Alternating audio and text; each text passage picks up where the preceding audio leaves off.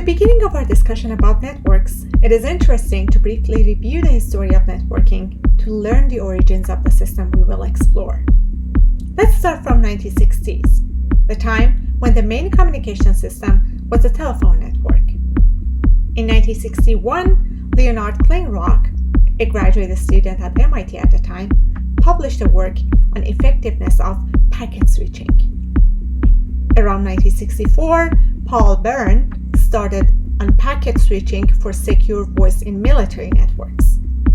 At the same time, in England, Donald Davies and Roger Scantlebury were working at NPL on their own packet switching ideas. As you may recall from our discussions on packet switching versus circuit switching, carrier networks are based on packet switching. Therefore, these works helped pave the path for adoption of the networks and today's Internet. Later in 1960s, Kleinrock and Lawrence Roberts led a project in Advanced Research Projects Agency, ARPA, in the United States that started the idea of ARPANET. The first packet switches of ARPANET were installed in 1969 in UCLA, and 3 more packet switches were installed shortly after in a Stanford Research Institute. The first use of this network, and therefore the first ever Internet use, was a remote login from UCLA to Stanford Research Institute, causing the system to crash. Therefore, the Internet is a little bit more than 50 years old now.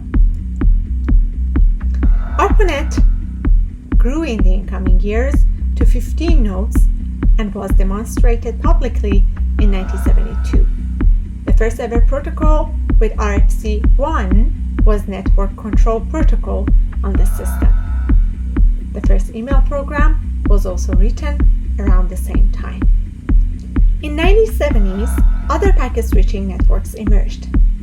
AlohaNet in Hawaii, DARPA's Packet Satellite, Telnet, Cycle8, and TimeNet were examples of such networks.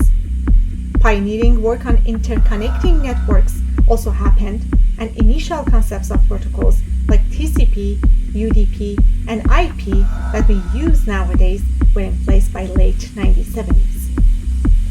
By the end of 1970s, there were about 200 nodes in DARPANET. By the end of 1980s, there were about 100,000 nodes in the network of networks connecting universities and research centers.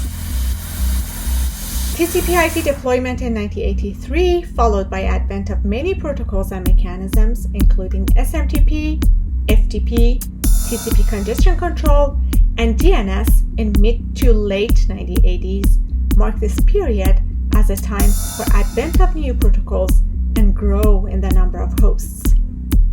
With 1990s came the commercialization of the Internet through NSFNet, followed by backbone traffic handling through Internet service providers.